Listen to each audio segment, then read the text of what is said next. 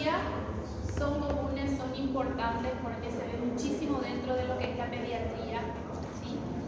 Lastimosamente dejamos para último, bueno, siempre se deja para último, pero siempre sirve bastante.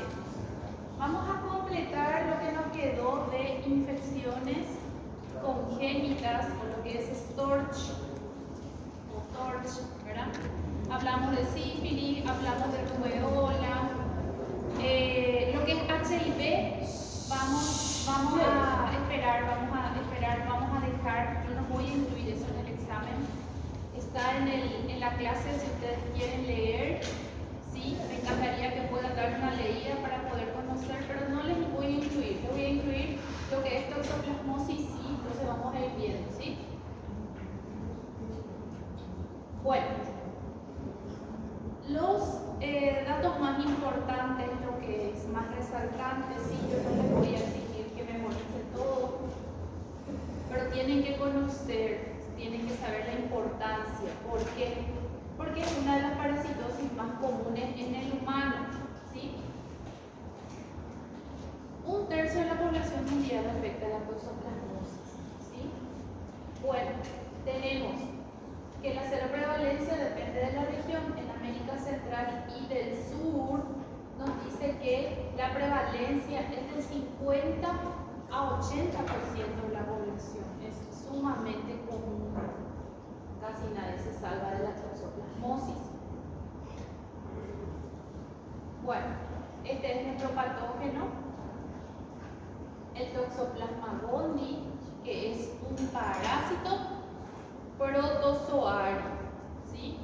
No es un virus, como es en el caso de la rubeola, del HIV, tampoco es una bacteria tipo piroqueta, como es en el caso de la sífilis.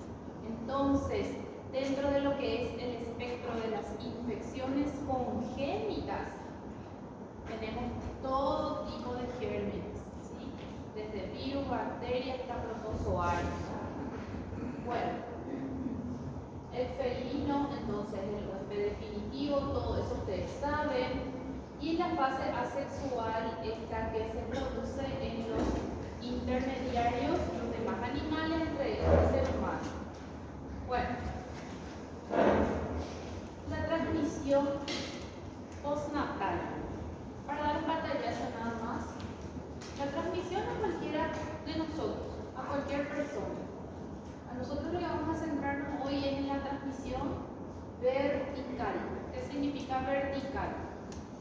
De la mamá al hijo a través de la placenta. Bueno, transmisión oral por ingestión de los huevos, o se llaman en este caso oquistes. Los oquistes, ¿dónde están? Están en los alimentos, en el agua que está contaminado con los oquistes del Toxoplasma gondii, ¿sí? ¿Y cómo llegaron hasta ahí? A través de la eliminación fecal del huésped definitivo, que es el gato, ¿verdad? Bueno, ¿cómo es eso? El gato elimina 100 millones de parásitos al día. Es una máquina de producir oquistes. Es por eso que la toxoplasmosis tiene una prevalencia tan elevada, ¿sí? Elimina 100 millones de parásitos al día durante infección aguda y hasta durante 3 semanas. Estos oquistes contienen esporozoitos infectantes. ¿Qué pasa? El esporozoito es la forma que adopta el oquiste para poder adaptarse a las condiciones ambientales desfavorables, ¿sí? ¿Qué pasa con el esporozoito? Es viable por años en el suelo, ¿sí? Hay muchos gérmenes que adoptan la forma de esporas, por ejemplo, ¿sí? Entonces, son las formas que adoptan los gérmenes para poder adaptarse a las condiciones ambientales favorables. Bueno, y también los esporozoitos infectantes pueden ser diseminados por insectos. Y también a través de la ingestión de quistes en la carne mal cocinada. Vemos un alimento que generalmente solemos consumir crudo. Como nosotros nos contaminamos a través del agua, está contaminada con los esporozoitos infectantes. para el consumo. ¿Está bien? Entonces es una de las formas más comunes de contagio. También a través de la manipulación del suelo directamente que está contaminado con las heces de los gatos, que son huéspedes definitivos, que están eliminando millones y millones de porozoides. Esa es la carne mal cocinada que tanto nos gusta comer a algunos, ¿verdad?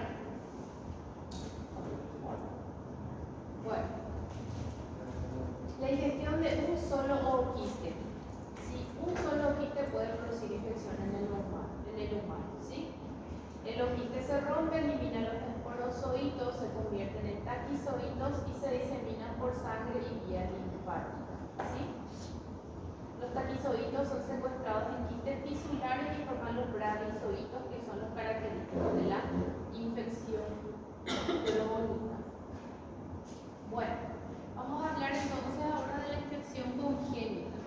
La transmisión congénita, transmisión vertical o de la madre al feto, ¿sí? ¿De qué depende? El riesgo y la gravedad depende de la edad gestacional en la cual se produce la infección, en la que la mamá adquiere la infección. ¿Está bien? Eso también hay que tener en cuenta. ¿Se acuerdan? En la sífilis es más en el primer trimestre, en el segundo mucho menos y mucho más en las últimas etapas de la gestación, mayor riesgo de infección vertical, en el caso de que la madre adquiera la infección en las últimas semanas, ¿verdad? ¿Qué pasa? En la primera mitad hay menor riesgo de infectarse, pero la enfermedad es más severa.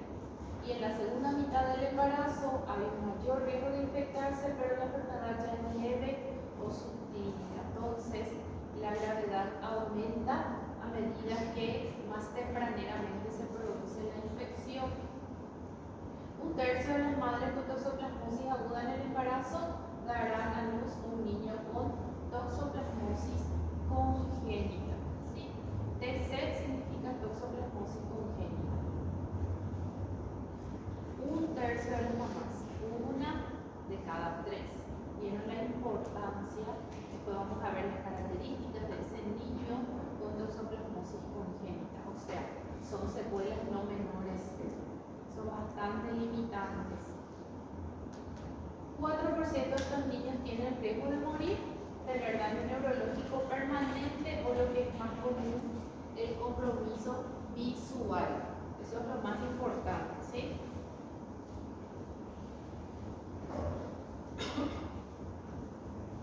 Bueno, en la embarazada, lastimosamente, digo lastimosamente porque a medida que la patología es asintomática, menos a mí me da chance de sospechar de la existencia de esa patología.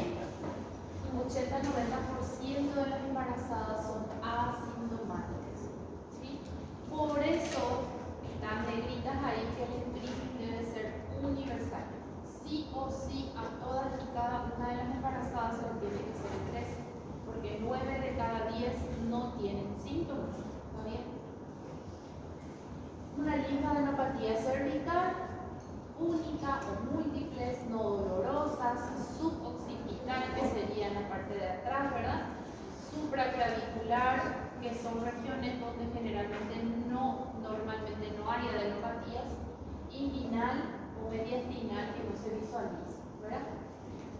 Y en el 10 a 20% de los casos puede dar un síndrome de mononucleosis. El síndrome mononucleósico conocen, ¿verdad? Fiebre, adenopatías generalizadas, hepatosplenomegalia, cefalea, decaimiento, malestar. Bueno, y menos frecuentemente aún en ese 10% restante de las mamás que pudieran ser asintomáticas, mialgia, disfagia, dolor abdominal, meningoencefalitis, confusión, se puede complicar con neumonía, miocarditis, pericarditis, encefalopatía, polimiositis, una serie, un espectro muy grande de patologías que afectan casi todos los órganos, ¿verdad? pulmón, corazón, encéfalo, ¿sí? Los síntomas se resuelven en semanas y las adenopatías pueden permanecer por meses. Entonces, estos son los síntomas que yo pudiera encontrar en una embarazada sintomática. Volvemos a repetir, es el menor porcentaje. Aquí es hasta un 20% nomás presentan síntomas, el resto son asintomáticas. Bueno, ahora, esto es lo más importante para nosotros, signos y síntomas en el recién nacido. Tenemos una forma sistémica que está en el 5% de los casos, ¿sí? Cuando hablamos nosotros de formas sistémicas, nos referimos a que son casos más graves, ¿está bien?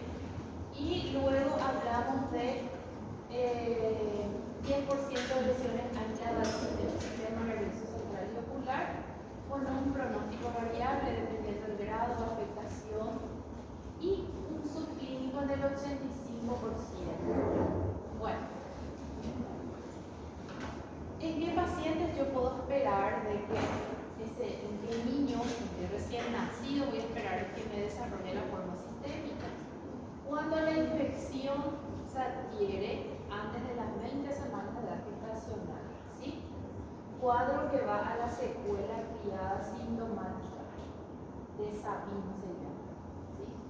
Hidrocefalia, calcificaciones cerebrales y polioretinitis. Bueno, por suerte es poco frecuente. La hidrocefalia sabemos que probablemente requerirá una válvula de derivación ventriculoperitoneal para toda la vida, y las calcificaciones cerebrales, ambas también acompañadas de lo que es retraso del desarrollo neurológico, ¿verdad? Y lo que afecta esto en la calidad de vida de ese niño. Bueno, o también en una lesión tardía en el embarazo, ¿sí? Entonces siempre el riesgo está cuando se adquiere muy temprano en el embarazo o muy tardíamente en el embarazo. Son los dos extremos que lastimosamente hay que tener cuidado, ¿verdad? También compromiso sistémico cuando se adquiere de forma tardía. Bueno, en el 10% de lesiones aisladas del sistema nervioso central y oculares, también con un pronóstico variable, el subclínico 85% son asintomáticos al nacer y un 20 al 30% pueden desarrollar afectación neurológica.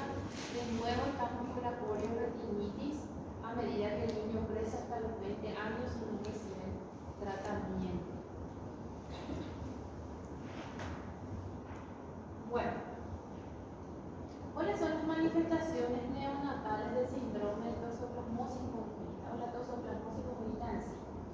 Petequias, anemia, eosinofilia, o sea, tenemos manifestaciones hematológicas, hepatosplenomegalia, ictericia, consecuentemente la ictericia, vómito diarrea. Podemos tener un rash como tenemos en la sífilis, neumonitis, linfadenopatías. Aparte de alteraciones hematológicas, tenemos alteraciones de la coagulación. Bueno, ¿en qué consiste el compromiso ocular? Polioretinitis, ¿sí? La polioretinitis son lesiones focales blancas con intensa reacción inflamatoria en el vítreo. Incidencia de nuevas lesiones en 90% de los niños no tratados, y tenemos el famoso estrabismo, ¿sí? Microftalmos, glaucoma, atrofia del nervio óptico, y podemos llegar, en casos más graves, a la ceguera. ¿Está bien? Ahí vemos abajo un ejemplo de la lesión cicatrizal que puede manifestarse con un campo grande de área ciega, ¿sí? Afecta muchísimo lo que es la calidad de vida de ese niño o ese adulto, porque estas lesiones quizás en la edad del niño adolescente no lleguen, pero en la edad de adulto joven sí llegan a producir un grado muy severo de afectación y ceguera. Bueno, ¿qué es lo que vemos nosotros en el recién nacido en su sistema nervioso central? Hablamos de la hidrocefalia, pero también podemos tener microcefalia, y hablamos de las calcificaciones cerebrales. Las calcificaciones cerebrales pueden determinar futuramente áreas de óseas. Obviamente que todo esto conlleva, principalmente la microcefalia, a un retraso del desarrollo psicomotor, disfunción cerebelar y motora también, pérdida auditiva también, ¿sí? O sea, pérdida de otro de los sentidos, como es la audición, no solamente afecta a la visión. Bueno, ninguno de estos síntomas es patognomónico de la toxoplasmosis congénita, o sea, sí o sí nosotros tenemos que ir realizando los diagnósticos diferenciales con las demás patologías componentes del STORCH, ¿verdad? Sífilis congénita, un síndrome de rubeola congénita, el herpes simple y la infección por citomegalovirus. Citomegalovirus también produce una de las causas de las infecciones congénitas. Bueno, vamos a hablar del diagnóstico. Vimos que el screening es universal a todas y cada una de las embarazadas. De rutina se le solicita IgG a las embarazadas, ¿sí? Por ELISA, por IFI, y tenemos el test de aglutinación con IgG totales para toxoplasmosis, la aglutinación indirecta, la fijación de complemento. IgG por ELISA es el que más se utiliza. Bueno, ¿qué pasa? Para el diagnóstico en la embarazada de la infección aguda se necesitan 2 muestras separadas por 10 a 14 días procesadas en forma simultánea con aumento de los títulos de más de 4 meses. O teniendo una cero conversión, ¿sí? Si tenemos ya una embarazada con una IgM positiva y volvemos a tomar en 10 a 14 días otra IgM, continúa siendo positiva pero con un aumento de 4 veces, entonces es diagnóstico de infección aguda. La otra manera es teniendo una IgG negativa que se vuelva, negativa que se vuelva positiva. Obviamente, esa es la más fácil. Y la otra manera es cuando hay un aumento. Y una IgG con curva ascendente durante 2 meses. Si la curva es estable en el primer trimestre, es una toxoplasmosis previa. Esto estamos hablando de la IgG. De la IgG estamos hablando, ¿sí? Porque la IgG es lo que se le pide como screening a todas las mamás. IgM también se pide, pero se toma en cuenta también cuando hay alteraciones, en este caso de la IgG.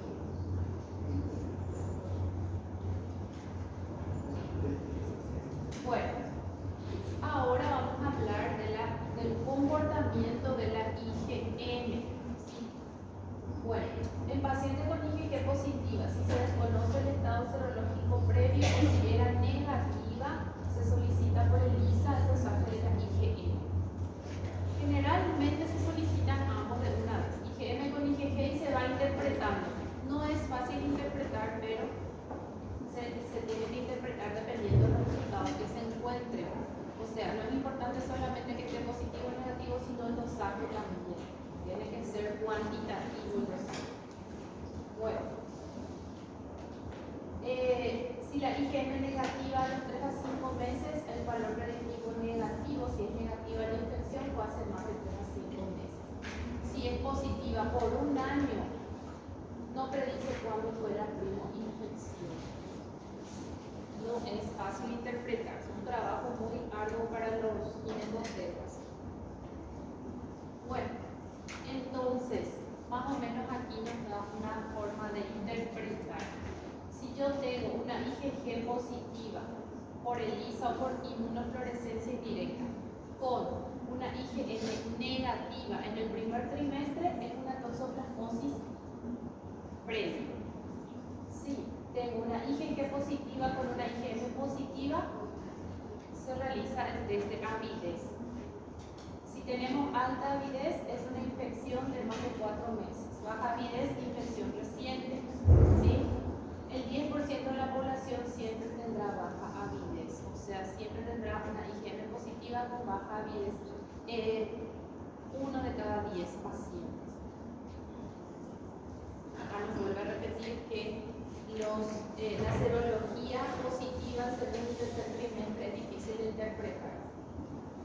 ¿Qué se hace ante la duda?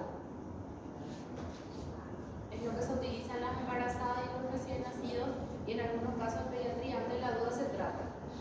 Sí, esa premisa quizá ustedes no vean tanto en adultos, pero nosotros sí, ante la duda se trata, teniendo en cuenta las consecuencias que conlleva una infección congénita en la salud del recién nacido, ¿verdad? Es lo que vimos en la sífilis. ¿Se acuerdan del protocolo de la sífilis? Vimos todos los escenarios posibles, al fin y al cabo casi todos se ligaban su penicilina por 10 días o por lo menos una dosis de penicilina intramuscular, ¿verdad? Bueno, este es un esquema que nos da diferentes escenarios dependiendo de qué resultados yo puedo obtener en la serología de la embarazada, ¿verdad? Está hablando de la interpretación en el primer trimestre. Esto no es necesario que ustedes memoricen. ¿Sí? Bueno. Se puede realizar también el diagnóstico de infección fetal, porque lo que vimos anteriormente es la infección en la mamá. La infección fetal a través de PCR de líquido amniótico, sí, eso es muy difícil de hacer, casi no se hace, sí. ¿En quiénes está indicado el PCR de líquido amniótico? En la embarazada con diagnóstico de toxoplasmosis durante el embarazo, ¿sí? A las 4 semanas de la primera infección, ideal a las 18 semanas de edad gestacional. Y vamos a evidenciar que ya existe afectación del bebé, el bebé ya está con la infección por toxoplasmosis a través de características en la ecografía, ¿verdad? Ventriculomegalia, y entonces ya eso, el bebé está teniendo una hidrocefalia. Calcificación, eso ya se puede ver en la ecografía obstétrica, las calcificaciones cerebrales, ascitis, hidropesía, esplenomegalia, y a las 30 semanas se puede realizar la resonancia, pero en un paciente que ya está teniendo todas estas alteraciones. Bueno, ¿cuál es el tratamiento en la embarazada? ¿Sí? El objetivo del tratamiento es disminuir la posibilidad de que esa infección sea transmitida al feto y también, una vez que se transmite, disminuir las secuelas. ¿Está bien? Bueno, espiramicina en el primer trimestre y el último mes del embarazo, y el resto, la pirimetamina con la sulfadiazina y el ácido folínico, porque sabemos que estos fármacos tienen un riesgo muy elevado de producir una anemia en la embarazada, teniendo en cuenta que la embarazada en sí tiene su anemia, ¿verdad? Y bueno, aquí nos da un ciclo de tratamiento que se debe optar dependiendo de los resultados que yo tengo. Si se confirmó la infección fetal por un PCR positivo de líquido amniótico o ecografía donde se observan esas alteraciones que vimos de la ventriculomegalia, de las calcificaciones, de la hidropesía, entonces espirimetamina, sulfadiazina con ácido folínico, ¿sí? Ahora, si la PCR es negativa y las ecografías son normales, entonces se termina con la espiramicina que estaba luego consumiendo la mamá. ¿Cuál es el beneficio del tratamiento? Reducir la transmisión. Solo se obtiene si se trata antes de las 4 semanas de 0,5.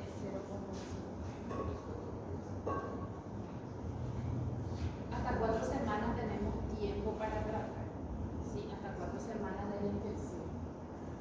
Bueno, en el recién nacido le hacemos su examen físico para el diagnóstico, que tenemos que evaluar también fondo de ojo para evaluar las alteraciones de la retina, ¿sí? La polioretinitis. Imagen cerebral. Al comienzo se puede utilizar la ecografía transfontanelar, ¿sí? Tomografía, luego resonancia, hay un signo de interrogación con líquido cefalorraquídeo, todavía no está bien determinado su funcionalidad o su valor. El test de la orejita, valoración audiológica, y a las 2 semanas de vida nuevamente se evalúan las serologías y se compara con la serología de la mama. Se recomienda realizar PCR, sangre, orina, líquido cefalorraquídeo para el diagnóstico definitivo en el recién nacido. Bueno, seguimiento generalmente nosotros ya le enviamos para el tratamiento y el seguimiento a la infectóloga, ¿sí? Si yo tengo examen físico, fondo de ojo patológico, IgM positiva, en el bebé se inicia el tratamiento, ¿sí? Examen físico, fondo de ojo normal, con IgM negativa, o sea, todo normal, ahí se puede expectar el tratamiento. IgG cada 3 meses hasta 9º mes. Si negativa, se descarta toxo congénito. Esos son seguimientos que se deben realizar por infectología. Bueno, si el niño está sintomático con IgM positiva, se trata. Si el niño está sintomático con IgM negativa también, pero tenemos que tener historia de toxoplasmosis gestacional y también se va a tratar en el caso de que el niño no tenga historia de toxoplasmosis, pero sí se detectó por PCR positivo. Bueno, ¿por qué tratar al recién nacido con toxoplasmosis? Para tratar de evitar todas estas comorbilidades que citan en esta diapositiva, ¿sí? En primer lugar, mortalidad. Entonces, tiene un porcentaje de muerte también, 12%, o sea, alto porcentaje de mortalidad, y todo lo demás que produce una alteración muy importante en la calidad de vida del bebé, retraso mental, convulsiones, ¿verdad? Epilepsia, en el porcentaje muy alto, 93% de retraso mental, 81% de epilepsia, o sea, sí o sí el niño va a tener una morbilidad muy importante, y todo lo demás. Secuelas severas y desarrollo de poliomielitis hasta el 90% de las infecciones bien tratadas.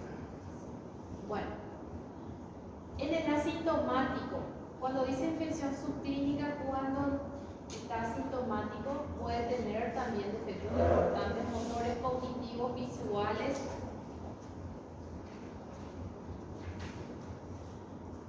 El riesgo por poliomielitis en niños no tratados supera 70%, ¿sí? Entonces, en la otra parte, en la otra columna, nos dice que llega hasta 90%. O sea, en algún momento de su vida temprana va a perder totalmente su visión ese paciente si no se trata. Bueno, esto es el tratamiento en la embarazada y en el niño, ¿sí? Se utiliza en el niño pirimetamina con sulfadiazina y también ácido folínico. No es necesario que ustedes sepan, sino que para que conozcan ni mucho menos memorizar la dosis. No se preocupen de eso, ¿sí? Corticoides se utilizan más bien en la corioretinitis activa, ¿sí? Cuando hay compromiso del sistema nervioso central. Bueno, la duración del tratamiento también es algo muy de especialidad, así que no vamos a insistir con eso.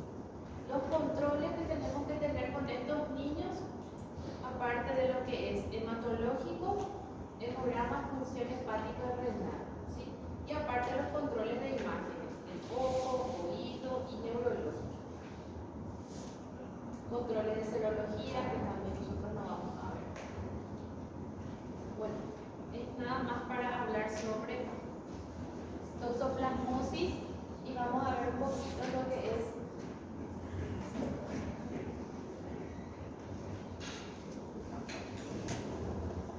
vamos a continuar lo que es hiperbilirubinemia.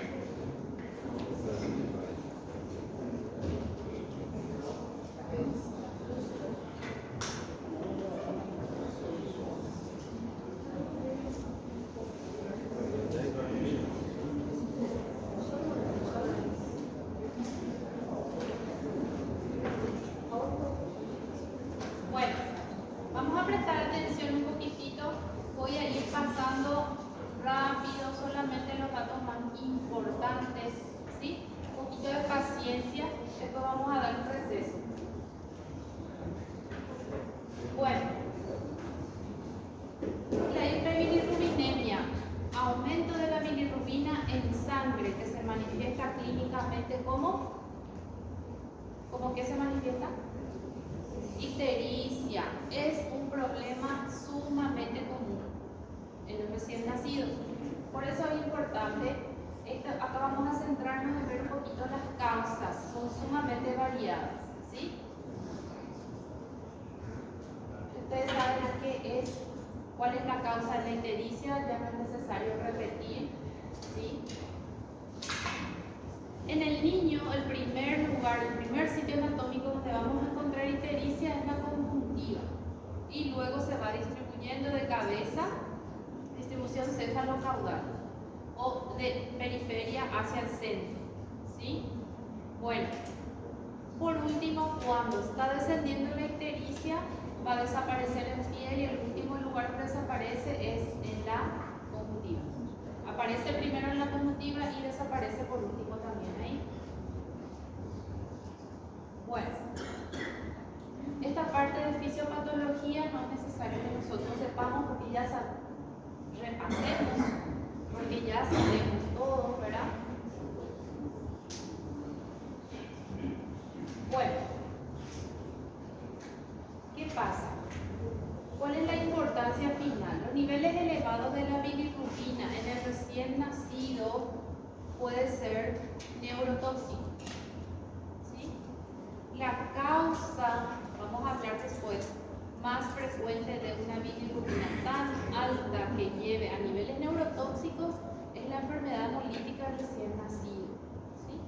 La enfermedad hemolítica recién nacido que está dada por anticuerpos que de la mamá pasan al bebé contra antígenos que se encuentran en los glóbulos sanguíneos, ¿sí?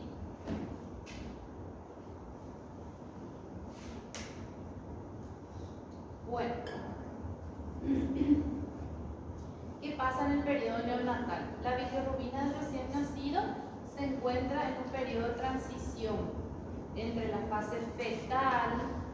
En la fase fetal, la placenta es la principal vía de eliminación de la bilirrubina. Entonces, tenemos eliminación fetal del hígado del bebé y fetal. Placenta. Cuando el bebé nace, ya esa vía fetal placentaria ya no se encuentra, ¿sí? Entonces, ¿cuáles son los factores que pueden llevar a una hiperbilirrubinemia? ¿Sí? Aumenta la cantidad de bilirrubina que tiene que metabolizar el hígado, por ejemplo, en la anemia hemolítica, que es la principal causa que da. Pasan más. Adelante.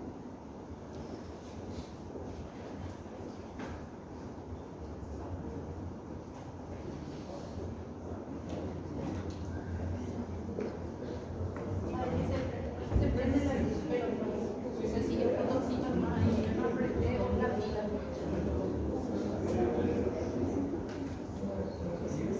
Bueno, ¿qué es lo que pasa? El problema está en que no es solamente la anemia hemolítica la causa de hiperbilirrubinemia en el recién nacido. Tenemos miles de otras causas, ¿sí? Y también la ictericia no es el principal problema, sino que es un síntoma más de una patología mucho más grave. Por ejemplo, la infección, la sepsis neonatal. La sepsis neonatal puede tener como uno de sus síntomas la ictericia, ¿sí? Bueno, también que podemos tener en el bebé, en el feto, en el recién nacido, se altera o se limita la actividad de las enzimas que metabolizan, porque por causas patológicas, por ejemplo, de nuevo ahí vemos infecciones y la hipoxia. Que podemos tener también fármacos u otras sustancias que bloqueen la acción de esa enzima, ¿sí? O tenemos directamente la ausencia de la enzima, ¿sí? Por patologías congénitas, por ejemplo, defectos congénitos.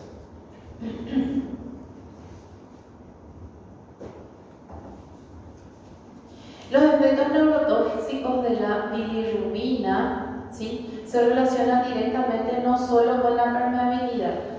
En el recién nacido, la barrera hematoencefálica está mucho más permeable que en los demás niños. Entonces, por eso aumenta la neurotoxicidad, ¿sí? Porque le llega más fácilmente la bilirrubina al encéfalo, ¿sí? Y tenemos otras condiciones patológicas también que empeoran esa condición: asfixia, prematuridad y las infecciones, que aumentan la susceptibilidad neuronal a esa lesión que provoca la bilirrubina elevada. Bueno, otros factores de riesgo: la policitemia, la infección, prematuridad, ser hijo de madre diabética. Lo que hacemos en estas diapositivas es repetir para que se nos quede, porque es bastante común. Bueno, ¿cuáles son las manifestaciones clínicas de la hiperbilirrubinemia? Aumento de la bilirrubina, la ictericia. Principalmente la hiperbilirrubinemia va a estar alterada, obviamente, la total a expensas de la indirecta, ¿sí? Puede estar también aumentada la directa, pero lo que más vamos a ver es a expensas de la indirecta, ¿sí? Como es la ictericia, vamos a repetir lo que estuvimos hablando: progresión céfalo-caudal, comenzando en ojos, conjuntiva, cara, y luego, a medida que aumentan los niveles de bilirrubina, avanza hacia el abdomen y después hacia los pies, miembros inferiores. Bueno, esta es una escala clínica que se utiliza para evaluar, ¿sí?, a la lactoscopía y tener una idea de a cuánto más o menos estaría llegando esa bilirrubina en ese recién nacido. Se llama escala de Kramer, o van a encontrar también ustedes como zonas de Kramer, ¿sí? Entonces ahí en el bebé se dibujan unas zonas y cada zona tiene su numeración que va del 1 al 5. El 1, que es, abarca cabeza, cuello. Si yo tengo una ictericia que abarca solamente cabeza y cuello, significa que abarca zona 1, y más o menos sería un valor de 5.8 miligramos por decilitro. Si yo tengo afectando la zona 2 de Kramer, la zona 2 de Kramer es parte superior del tronco hasta el ombligo. Entonces eso me indica que la bilirrubina estaría en un valor de 8.8. Y así sucesivamente. Parte inferior del tronco, ombligo hasta rodillas, es zona 3 de Kramer. Entonces me indica que estaríamos con un valor de cerca de 12 miligramos por decilitro. Zona 4 de Kramer sería brazos y piernas, más o menos 15 miligramos por decilitro, y pies y manos, zona 5 de Kramer, probablemente estaríamos con valores superiores a 15 miligramos por decilitro. Bueno, podemos diferenciar un poquito la coloración de la ictericia, o sea, el brillo. Si tenemos una ictericia a expensas de la indirecta, que es el caso de la mayoría de los recién nacidos, sería una coloración amarilla, brillante o anaranjada. En el caso de que sea una ictericia de origen obstructivo a expensas de la bilirrubina directa, que es la que ocurre más en los adultos, tenemos un tono más verdoso o parduzco, ¿sí? ¿Cuáles son los signos de la afectación de la hiperbilirrubinemia a nivel del sistema nervioso central? Se llama encefalopatía bilirrubínica o kernicterus. Tenemos letargia, el niño no tolera la alimentación, vomita con vómitos porráceos, que son con coágulos de sangre. Ya existe una gastritis, entonces pequeñas erosiones en la mucosa gástrica. Y sin tratamiento puede evolucionar a encefalopatía bilirrubínica aguda o kernicterus. Bueno, los diagnósticos diferenciales de la hiperbilirrubinemia. Eritroblastosis fetal, que es lo que vamos a hablar ahora, que es la consecuencia más grave de la anemia hemolítica del recién nacido por incompatibilidad sanguínea, pero también puede ser a causa de reabsorción de hemorragias que pudo haber tenido el niño, quizás durante el trabajo de parto, un cefalohematoma en reabsorción, por ejemplo. También la ictericia puede ser secundaria a infecciones. Lo primero que tengo que descartar es sepsis neonatal. También puede ser secundaria a infecciones congénitas, ¿sí? Vimos en todas y cada una de las infecciones vamos a encontrar ictericia, ¿verdad? En sífilis, citomegalovirus, rubeola, todo podemos encontrar ictericia. Bueno, también eso es la hiperbilirubinemia, que es la ictericia que se produce tempranamente. Pero la ictericia que es detectada después de la primera semana de vida podría ser también por septicemia, pero aquí ya entrarían causas fisiológicas, como la ictericia fisiológica, que es por inmadurez nada más del hígado, ahí no hay ninguna infección ni bacteriana ni congénita. También está la ictericia que se conoce por leche materna. Y todas las demás causas que ya se mezclan con niños o adultos, inclusive hepatitis, fibrosis quística, y tenemos las alteraciones congénitas como galactosemia, hipotiroidismo también siempre tenemos que descartar. Y las anemias hemolíticas que están dadas por déficit sanguíneo, hematológico, no es la eritroblastosis fetal, sino que es una alteración congénita, como la esferocitosis hereditaria, la talasemia, todas esas que pueden producir anemia hemolítica.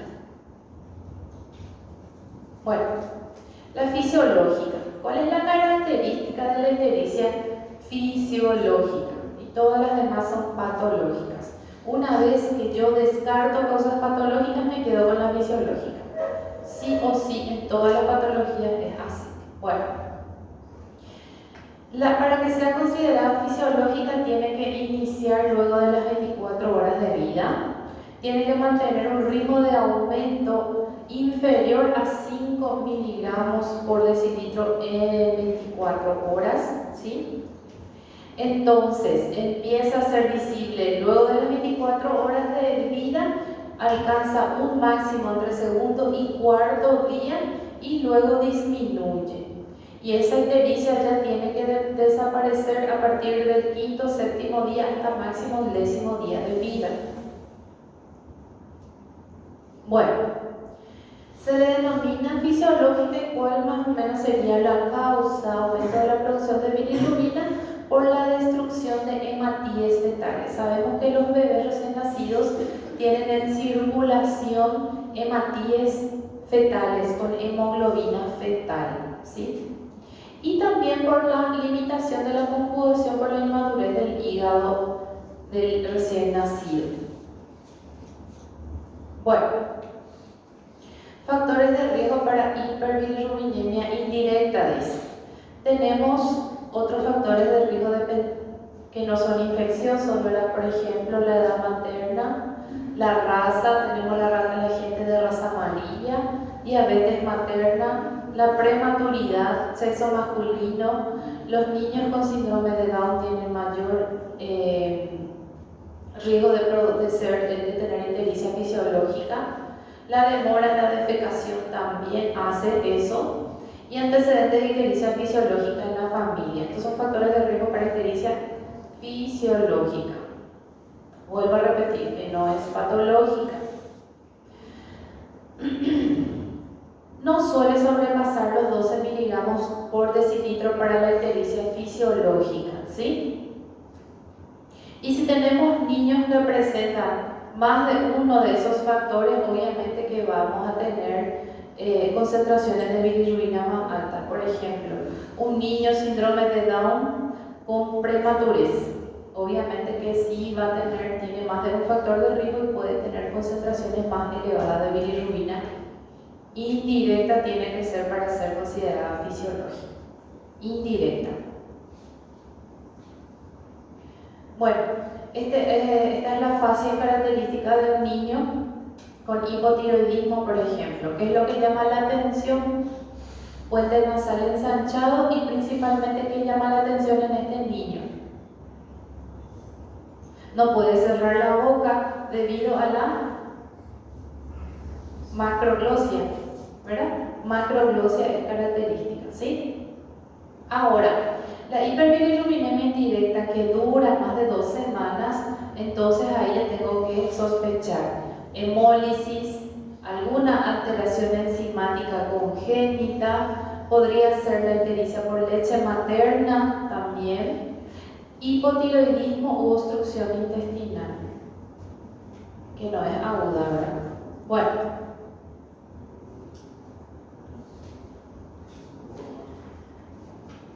continuamos con lo que es ictericia fisiológica, ya hablamos de eso. Bueno, ¿cuándo se debe buscar la causa de ictericia? Cuando aparece durante las primeras 24 a 36 horas de vida.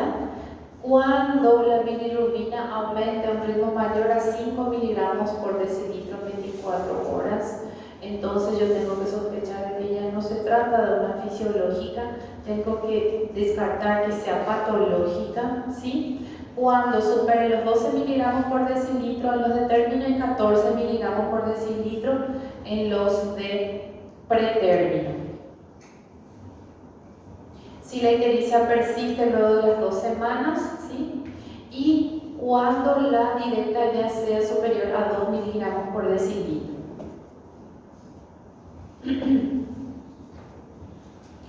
Bueno.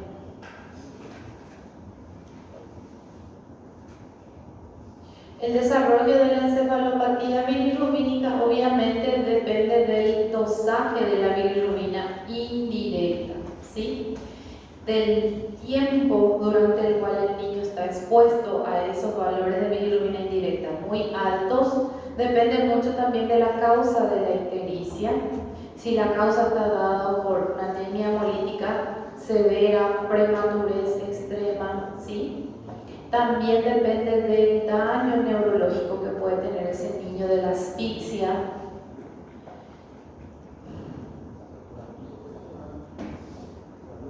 Bueno, luego tenemos la ictericia que es asociada a la lactancia materna. Es otra ictericia que no es maligna, es benigna, ¿sí?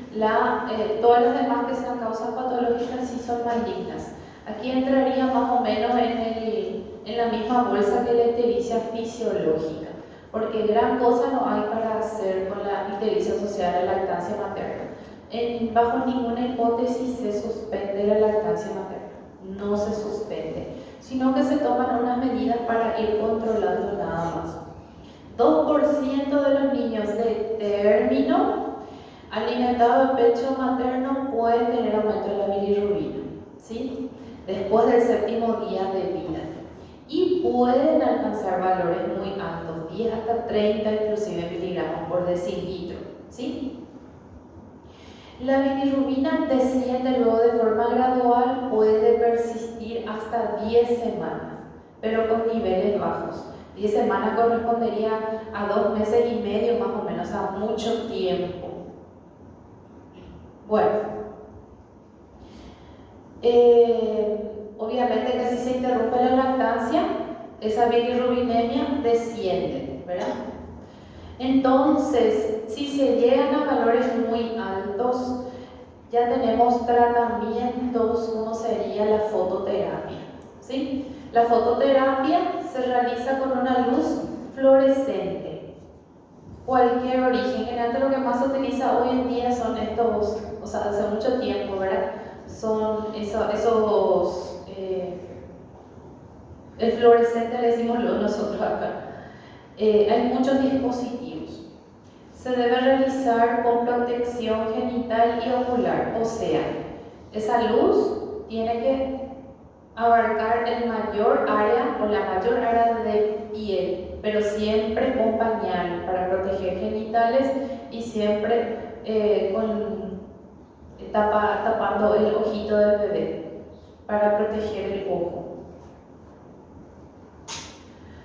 ¿Cómo yo decido si ese niño, ese recién nacido, está en rango para fototerapia u otro tratamiento?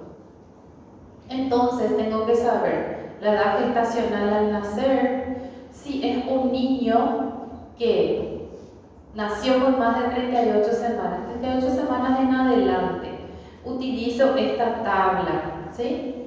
Esta tabla donde veo aquí la edad de vida, 24 horas, 48 horas, 72 horas de vida, 5, 6, hasta 7 días de vida, y arriba veo el valor. Si el bebé tiene 38 semanas o más, ¿cuál curva utilizo? Utilizo la curva de arriba. Si el bebé está con riesgo moderado, o sea, tiene más de 38 semanas, pero factor de riesgo, por ejemplo, es un síndrome de Down, o tiene una edad gestacional menor a 38 hasta 35 semanas, utilizo las líneas punteadas del medio.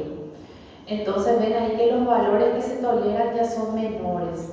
Y la línea continua que tolera valores mucho menores de hiperbilirrubinemia es la que se debe utilizar cuando el niño tiene un alto riesgo, o sea, factores de riesgo y una edad gestacional menor de 37 semanas, de 35 a 37 semanas. Rápidamente se ve una mejoría en la clínica con la fototerapia. O sea, en unas horas que se haga la fototerapia, el niño ya va a disminuir la ictericia. Pero clínicamente tarda más en disminuir el laboratorio. La bilirrubina desciende, pero más lentamente que en la clínica. Bueno, puede haber casos de cefalopatía bilirrubínica, pero es muy raro, la mayoría de los casos están sanos, ¿sí? Se cree que la leche materna contiene una glucuronidasa, que sería la responsable de la ictericia. Bueno,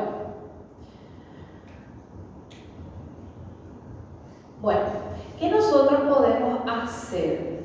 ¿Suspender la lactancia materna? Bueno, quizás en estos casos en donde el riesgo de cefalopatía bilirrubínica se tenga que suspender, pero son casos muy raros. Lo que se hace, se aumenta la frecuencia de las tetadas o las mamadas. Se da con menor tiempo, pero más frecuentemente, ¿sí? Aumentando la cantidad de mamadas nocturnas, ¿sí? Y se evitan otros suplementos, solamente leche materna, pero en mamadas más frecuentes y nocturnas. La enfermedad hemolítica del recién nacido. Esta es la causa principal de la anemia hemolítica del recién nacido, de hemólisis, y tiene una serie de consecuencias. Bueno, ¿cuál es la causa? La mamá no contiene, o su sistema inmunitario no entró en contacto con ciertos antígenos que contienen los eritrocitos, ¿sí? Y al quedar embarazada de un niño cuyos eritrocitos contienen antígenos que la mamá no tuvo contacto, entonces una vez que empieza a tener contacto el sistema inmunitario de la mamá, empieza a producir anticuerpos contra esos antígenos de los eritrocitos del bebé, ¿sí? Y aumenta obviamente la destrucción de los hematíes del bebé. Ahí. Bueno, tenemos el RH negativo de la mamá. Y vemos que el RH positivo, o sea, la causa más frecuente y la que da patología más grave es la incompatibilidad de RH. La incompatibilidad de grupo o de ABO o AB0 da también anemia hemolítica, pero menos grave, ¿sí?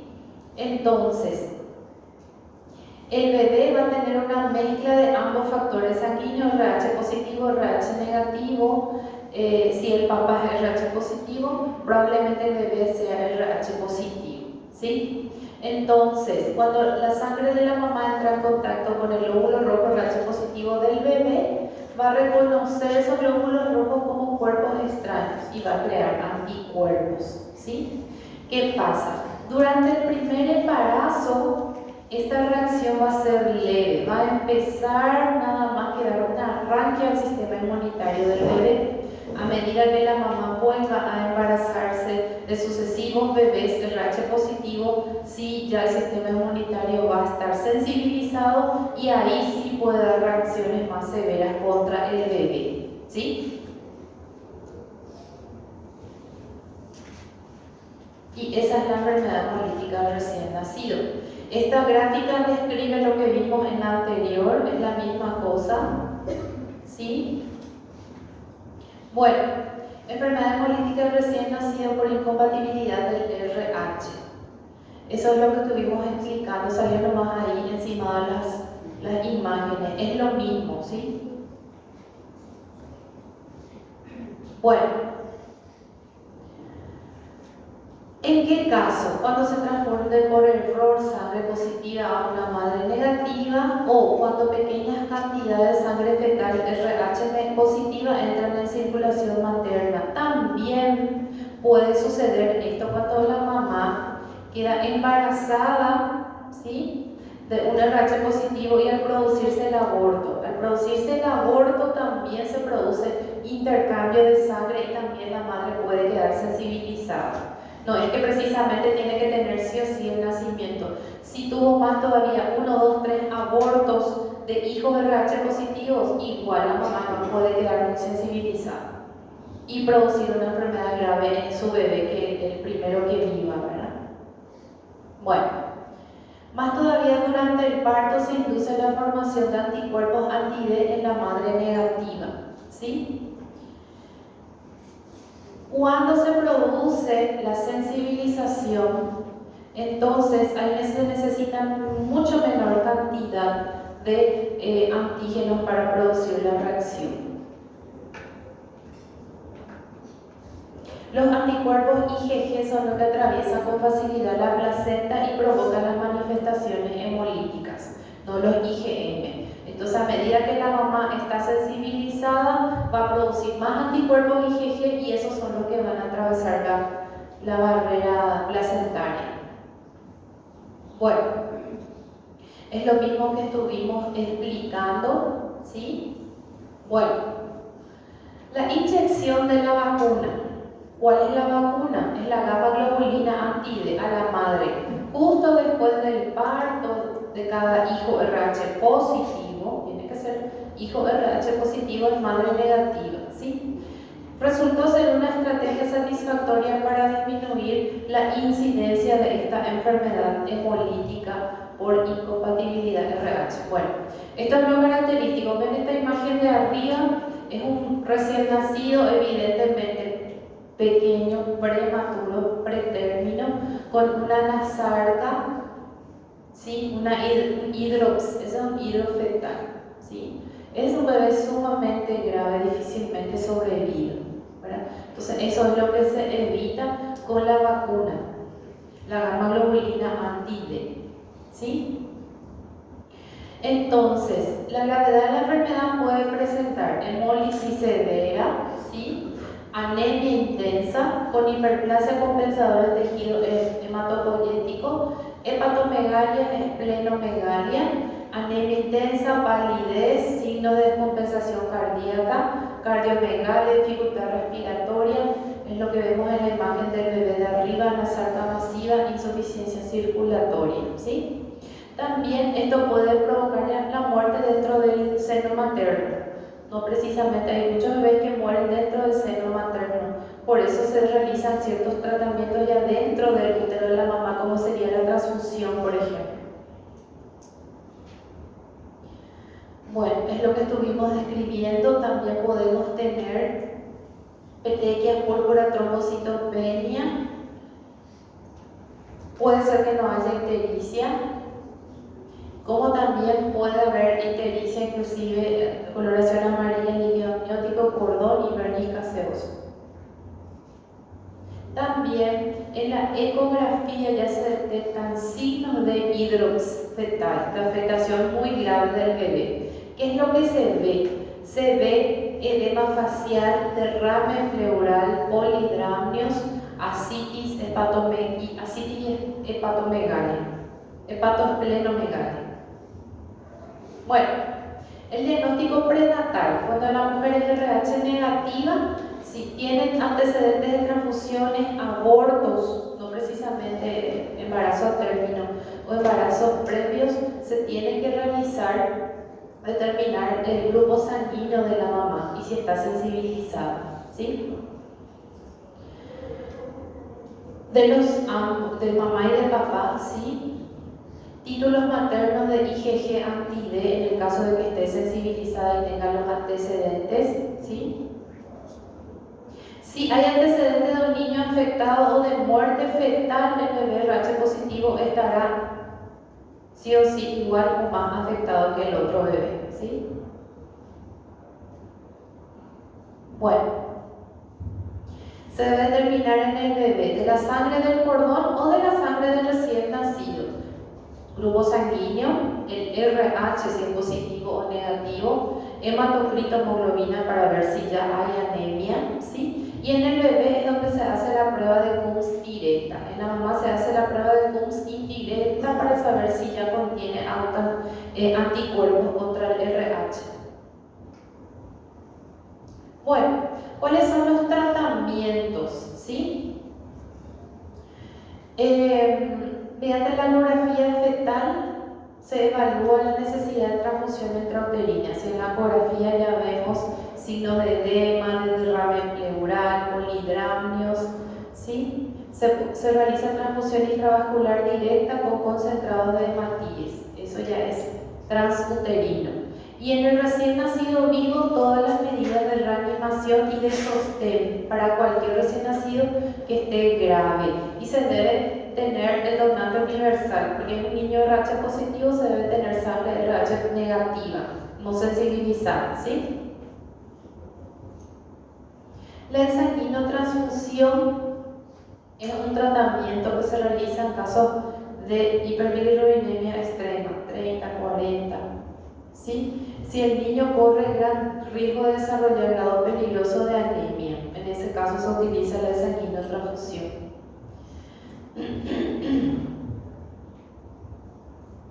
Bueno, ¿en qué caso vamos a hacer? A medida que pasan las horas, los valores de bilirrubina sérica aumentan a pesar del tratamiento con fototerapia. Bueno, se opta por la ensanguinotransfusión. Y se puede utilizar también en el bebé la inmunoglobulina intravenosa también. Esa que se le hace a la mamá intramuscular, en el bebé se puede hacer intravenosa. Inmunoglobulina intravenosa, ¿sí? A la mamá se hace la gamma globulina anti-D. Estas son complicaciones tardías de la enfermedad hemolítica del recién nacido o eritroblastosis fetal. Se superpusieron nomás las imágenes, ¿sí? No es necesario que ustedes memoricen. Y también tenemos la incompatibilidad ABO, por suerte, da una enfermedad hemolítica mucho menos grave que la incompatibilidad RH, ¿sí? Se pueden formar anticuerpos contra células B o contra el antígeno A. En el caso de que la mamá es 0, puede ser contra ambos, contra A contra B. Bueno, las manifestaciones clínicas son similares a la incompatibilidad RH, pero son más leves, ¿sí? Y la ictericia puede ser la única manifestación. Puede aparecer durante las primeras 24 horas de vida. Bueno, el diagnóstico es el mismo, se debe confirmar la incompatibilidad del grupo A, B o ABC. El Coombs directo puede estar leve o moderadamente positivo. También se debe descartar una esferocitosis hereditaria. El tratamiento generalmente es la fototerapia, difícilmente se llega a la ensanguinotransfusión. Bueno, ¿alguna pregunta? Voy a llamar a la lista un momento.